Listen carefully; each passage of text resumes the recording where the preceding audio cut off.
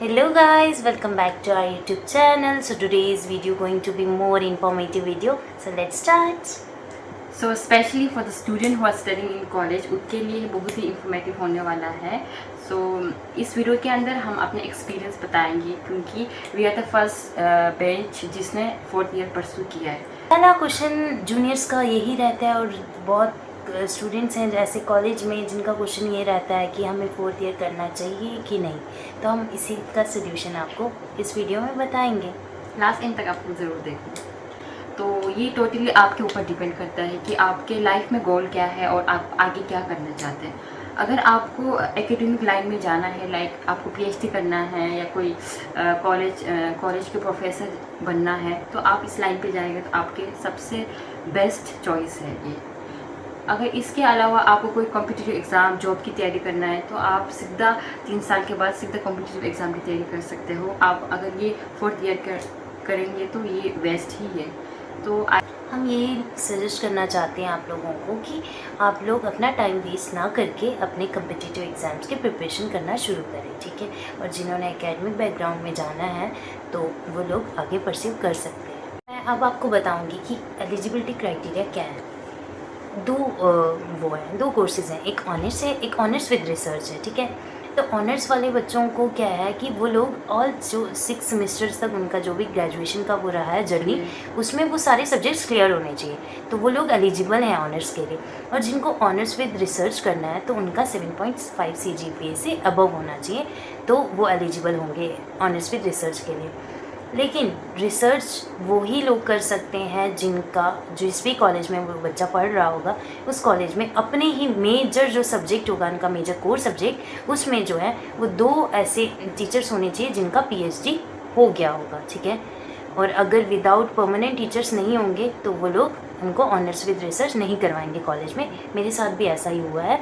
मैं खुद रिसर्च करना चाहती थी तो मैं नहीं कर पाई थी इसी रीज़न की वजह से।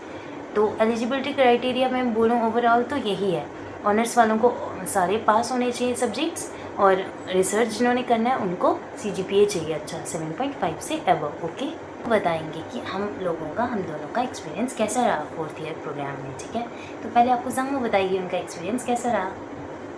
तो अगर मैं अपनी बात करूँ तो मेरा मेन सब्जेक्ट है हिस्ट्री और माइनर सब्जेक्ट है इंग्लिश लिटरेचर।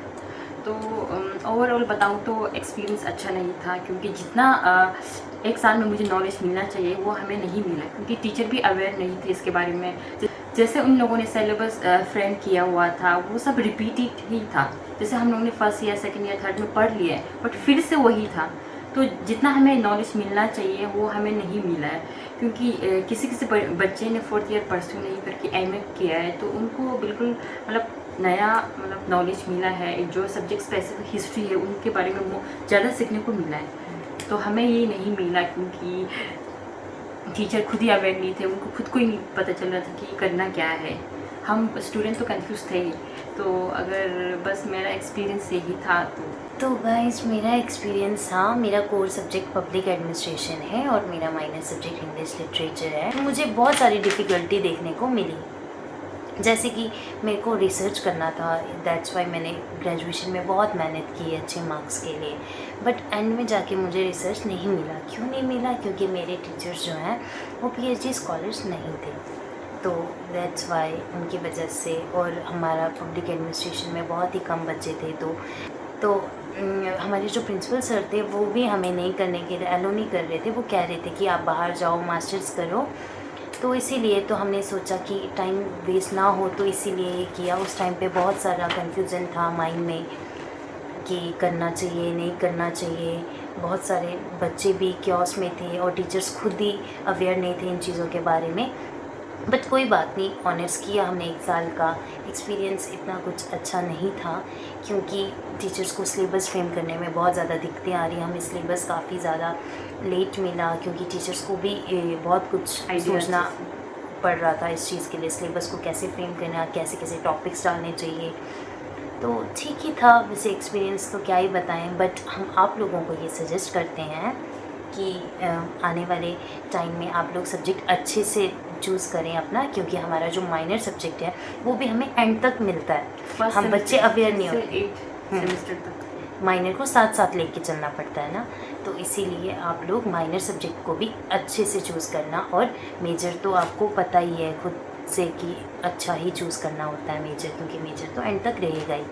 क्योंकि बच्चे अवेयर नहीं होते माइनर सब्जेक्ट के लिए, वो सोचते हैं माइनर सब्जेक्ट मतलब 4th सेमेस्टर 6th सेमेस्टर के बाद ख़त्म हो जाएगा, नहीं। बट 7th और 8th सेमेस्टर अगर आप आगे करते हो तो वहाँ पे भी आपको माइनर सब्जेक्ट को साथ ही लेके चलना पड़ेगा। तो बस यही था ओवरऑल हमारा एक्सपीरियंस। ये भी क्वेरी रहती है कि मास्टर्स हमें आगे जाके 1 साल की करनी है या 2 साल की। आप अगर ऑनर्स करते हो या फिर ऑनर्स विद रिसर्च करते हो, जिन्होंने ऑनर्स विद रिसर्च किया उनके लिए तो बेनिफिट है, वो डायरेक्टली पीएचडी के लिए जा सकते हैं। बट जो लोग ऑनर्स करते हैं तो उनको बाहर जाके 1 साल की मास्टर्स करनी पड़ेगी, जिन्होंने मास्टर्स करनी है।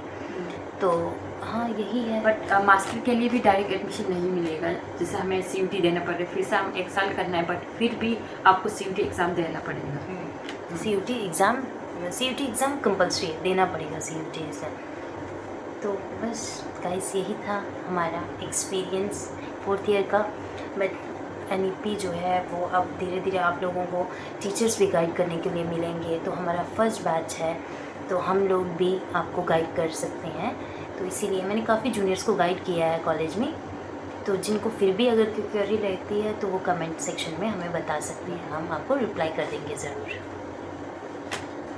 सो गाइस, वीडियो यहीं पे हम एंड करेंगे। अगर आप लोगों को फिर भी क्वेश्चन है तो आप लोग कमेंट सेक्शन में पूछ लेना, जैसे हम भूल गए होंगे बताना आप लोगों को। तो कोई ऐसे पॉइंट्स होंगे, लिटिल बिट पॉइंट्स जो हमसे छूट गया होगा, जिनके बारे में आप अवेयर नहीं हो, तो आप पूछ सकते हैं, हम आपको कमेंट सेक्शन में ज़रूर रिप्लाई करेंगे। बाय गाइस, मिलते हैं नेक्स्ट व्लॉग में।